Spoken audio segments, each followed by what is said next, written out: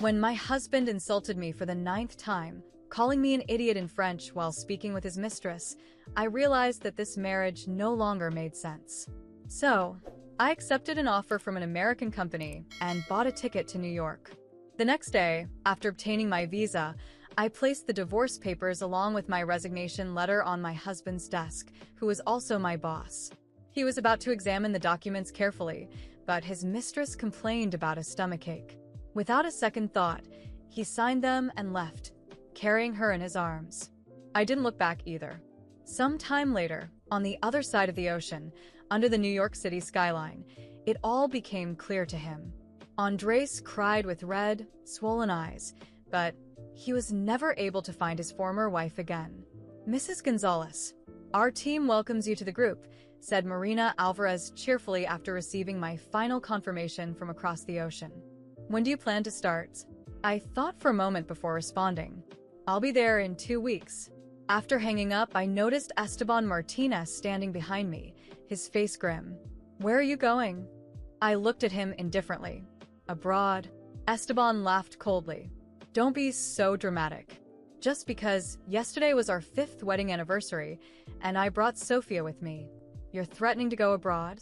I didn't give him any further explanation. He had no idea that I had understood the entire conversation he had with Sofia in French at the French restaurant, where he openly discussed his dissatisfaction with me over the past 5 years. Aside from working, doing laundry, and cooking, we have nothing in common. When I talk about enjoying life, she only talks about company benefits. She has no sense of romance. Marrying her is no different from hiring an employee. I deeply regret marrying her. Sofia laughed and replied, jokingly, "If I hadn't gone abroad back then, would you have chosen me instead, Esteban?" Esteban responded sincerely and firmly, "Definitely. In the past, I might have caused a scene, but this time I remained surprisingly calm." I finished the last bite of my plate under the uncomfortable gaze of the waiter, stood up, and said, "Enjoy your conversation. I'm going home." Sofia pretended to stop me. "Laura, Esteban, and I were just talking about work. Don't overthink it." I ignored her and kept walking out, only to hear Esteban's irritated voice. "Don't pay attention to her. She's just paranoid." The only person who caught up with me was the restaurant waiter. He looked at me, hesitating before speaking. "Madam, I think there's something you should know." I smiled at him. "Thank you, but I understood everything." I vaguely remember the waiter's last look, filled with compassion and pity. It was almost tragic. That was when I realized this marriage had to end. After Ethan lectured me and saw that I didn't react, he lost steam and changed the subject. "Sofia plans to join our company. I'll have her take over your position. After all, she was an outstanding student abroad, much more capable than you. If you still want to work, you can be Sofia's secretary and assist her. Otherwise, just be a full-time housewife." He spoke while studying my expression, already planning my resignation. Internally, I felt relief at his words. He was offering me the perfect excuse as I contemplated how to explain my departure. Without hesitation, I agreed. "Fine, I'll resign and let her be the CEO." Thinking I was speaking out of anger or contradiction, Ethan casually reassured me. "Not letting you work is for your own good. How many women envy that lifestyle? I'll soon take you on a trip to relax." I shook my head to refuse. "If you truly cared, you'd accompany me to the orphanage to see the director this week." Ethan agreed. "All right, it's been a while since I last saw the director too." Ethan and I grew up in the same orphanage. Girls mature faster than boys, so whenever someone bullied him, I protected him. Back then, Ethan would look at me with his bright eyes and say, "When I grow up, I'll protect you. I'll always be good to you." Unfortunately, always is too long, and empty promises are too fragile. Ethan didn't keep his word in college. He changed. The dazzling city blinded him, and he fell for Sofia, the star of the French department. From the moment Ethan chose French classes just for her, I should have known. But Sofia, with her striking presence, wasn't drawn to Ethan at first, and instead went abroad with a wealthy heir. Now, with Ethan's success and fortune, My once bright rose had wilted, highlighting Sophia's allure. The next day, I went to the office to collect my belongings. Along the way, employees gave me different looks. At some point, close colleagues approached me silently. "Marina Liu brought this woman into your office early and ordered your things to be moved immediately. What's going on?" I nodded to show I understood and gave a reassuring pat on her hand. As I entered the office, I saw that my belongings had been removed, with my wedding photo with Ethan tossed into the trash. Sophia looked at me with smug satisfaction. "Sorry, Mrs. Liu. Ethan insisted on doing this quickly, so they cleaned up this morning." She lowered her head, feigning surprise upon seeing the photo in the trash. "Oh, who carelessly threw away your wedding photo with Ethan?" She picked it up and handed it to me. I took it, removed the picture from the frame, and tore it into pieces. No need to pick up trash. From behind came Ethan's surprised shout. "Lena, what are you doing? How could you tear up this photo?" He rushed to pick up the torn pieces, trying to piece them back together. But broken things can never fully return to their original state, just like the feelings between Ethan and me. I used to treasure that photo deeply. When we got married, Ethan's business was just starting out, and we were poor after buying our wedding rings. With no money left over, I said, "We don't need wedding photos. We can do it later." But Ethan insisted. "I don't want you to feel like you missed out by marrying me." To pay for that set of portraits, he worked 10 sleepless nights doing odd jobs. Thinking about it now, that set of photos didn't cost much, a little over $1,000, less than the cost of one of Ethan's ties now. Yet it was that set of photos that convinced me to marry him, even though I knew about his brief lapse in judgment. But the facts prove that once cracks appear, it's better to let go early. Ignoring Ethan's hysteria, I casually pulled out a document. "Here are my resignation papers. Sign them." Seeing my calm demeanor from last night until now, a rare flicker of anxiety crossed Ethan's face. He took the papers and looked them over. "If you don't want to resign, we can talk it over. I'll arrange another position for Sophia." Panicking that her opportunity might disappear, Sophia clung to Ethan's sleeve, whining. "Ethan?" Unusually, Ethan ignored her and looked at me expectantly. I gave a faint smile, still calm and distant. "No need. I've done enough in this job over the years." Ethan gritted his teeth, a look of determination crossing his face as he slammed the table. "Fine, if that's what you want. Don't regret it." He opened the agreement to read it carefully, but before he could, Sophia clutched her stomach. "Ethan, my stomach hurts." "Quickly. Sign this and take me to the hospital." Ethan signed hastily and rushed out with Sophia in his arms. I looked at the resignation papers on the desk and finally felt relieved. Among them was the divorce agreement. From the moment he signed it, he became a stranger to me. I went home, systematically organized my belongings, taking what I could and discarding everything connected to him and this house. I erased every trace of our life together.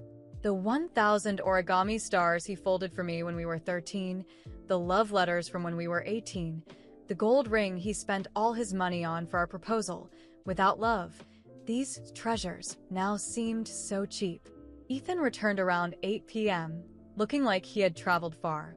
Seeing the noticeably emptier place, he frowned and noticed my packed luggage. "What are you doing?" I made a casual excuse. "There's too much clutter in the house, so I'm cleaning." He opened the closet skeptically and saw only his clothes. "Where are your things?" I smiled. "You told me to be a housewife, remember? My things are old, so I'm throwing them out to buy new ones." Ethan chuckled disdainfully. "Well, you certainly don't mind spending my money, but go ahead and buy what you want." "Oh, I've cleared my schedule to go with you to the orphanage tomorrow." I agreed. "All right." After growing up together, I still wanted to say goodbye to Elle with dignity in our final farewell. The next day, Ethan came home early from work, something rare for him. I was in the kitchen, going over the final details of my suitcase. I noticed his figure standing in the doorway, leaning against the frame with his arms crossed and a calculating expression on his face. He seemed to want to say something, but didn't know how to start. I continued folding my clothes carefully, ignoring his presence. He finally broke the silence. "Lena, I've been thinking." He paused, as if the words weighed more than expected. Are you sure about what you're doing? I looked at him over my shoulder, trying to contain the rage boiling inside me. Sure about what, Ethan? About leaving someone who clearly doesn't respect me anymore? About not wanting to spend more years being replaced for any excuse? Yes, I'm sure. His face tightened, but he didn't respond immediately. Finally, he sighed and changed his tone. It wasn't my intention for things to get to this point. I thought that over time you'd understand.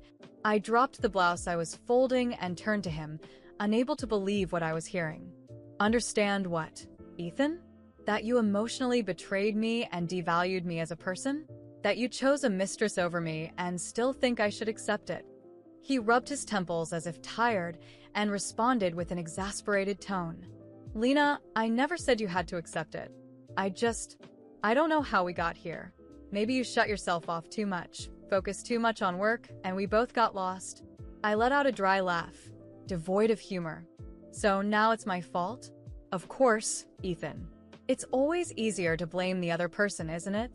He took a few steps toward me, raising his hands as if trying to defuse the situation. I'm not saying that. I just think we're making a huge mistake by throwing everything away. I crossed my arms, standing firm. The only thing that got thrown away here, Ethan, was my respect for you. And honestly, that ended a long time ago. You just didn't notice. The silence between us was heavy. For a moment, I thought he would give up and leave the kitchen, but he stayed, as if searching for one last card to play. And what about the orphanage? He asked, his tone now softer. Elle, you know how much she means to both of us. I took a deep breath, trying to control the wave of emotions threatening to overwhelm me. I'll go to the orphanage, Ethan. Not for you, but for Elle. She deserves a proper goodbye, and I'm not going to mix my personal wounds with our childhood history. He seemed about to say something but stopped. Instead, he turned and left the kitchen, leaving the air thick with tension. The next morning, we went to the orphanage together. The drive was silent, with only the hum of the engine filling the space between us. When we arrived, Elle greeted us with her warm smile, as always. But when she looked at me, she seemed to notice something different. While Ethan spoke with her, I decided to step away and take one last walk around the place. Every corner of that site held a memory, a piece of my childhood I once thought eternal. Elle found me standing under the old tree where Ethan used to promise he'd protect me forever. She approached and gently took my hand. Dear, what's going on? She asked, her tone full of concern. I looked at her and, for the first time in a long time, let the tears fall. I'm leaving, Elle. I can't stay here, living a life that isn't mine. She embraced me tightly, without saying a word. Sometimes, silence speaks louder than any speech. When we got back home, Ethan noticed that something had changed in me. My suitcase was already packed, and I was just waiting for the taxi to arrive. He tried to convince me one last time, but I was beyond any attempt at reconciliation. There's no turning back, Ethan. My voice was firm, but carried a weariness I didn't even know I had. I've tried for so long. Now it's my turn to think about myself. The taxi arrived, and he stood in the doorway, watching me get into the car with a hollow look in his eyes. There were no dramatic goodbyes or last words. Just the sound of the car door closing, marking the end of a story that had ended long ago, though I finally had the courage to walk away. As the car drove off, I felt a mixture of relief and pain. Losing something that was once so important is never easy, but sometimes it's necessary. I knew the future was uncertain, but for the first time in years, it was completely mine. When the taxi dropped me off at the airport, I felt a blend of relief and determination. I knew I was leaving behind a life that suffocated me, but I also knew starting over wouldn't be easy. Still, that didn't scare me. I'd faced challenges before, and this would just be one more. When I arrived in my new city, I focused entirely on rebuilding my life. I started with the basics, rented a small apartment, bought simple furniture, and threw myself into my new job.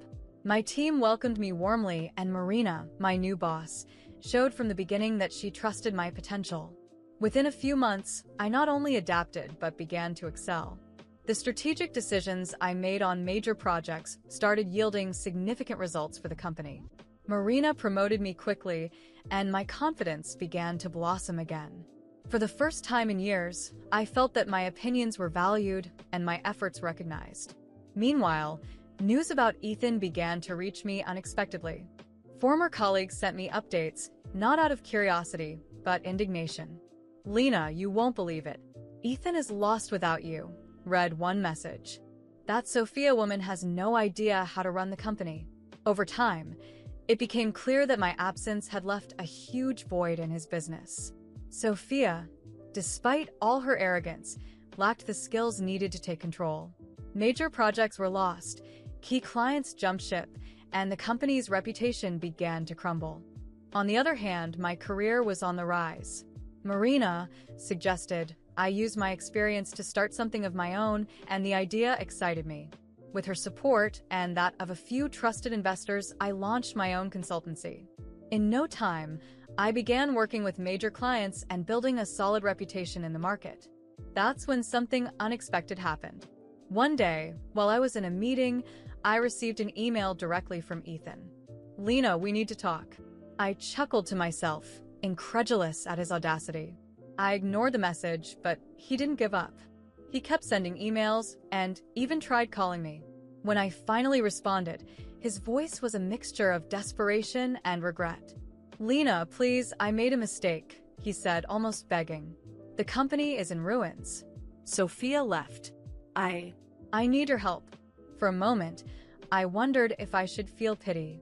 But then I remembered all the times he humiliated me, the betrayals, the disrespect. I took a deep breath and calmly replied, "Ethan, you made your choices. Now face the consequences. I finally have the life I deserve, and there's no room for you in it." I hung up before he could respond. The feeling was liberating. A few months later, I learned that Ethan's company had declared bankruptcy. He lost everything: the luxurious house, the cars, and even the little respect he had left in the market.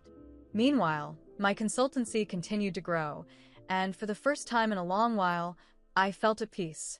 On my birthday, I hosted a small celebration with friends and colleagues. Marina gave a heartfelt speech, highlighting my resilience and strength. I looked around, seeing all the people who were now part of my life, and realized just how far I had come. Ethan had tried to destroy me, but in the end, I was the one who came out on top. And him? He was left drowning in the consequences of his own choices. At last, I was free to live, to dream, and to build the life I had always deserved.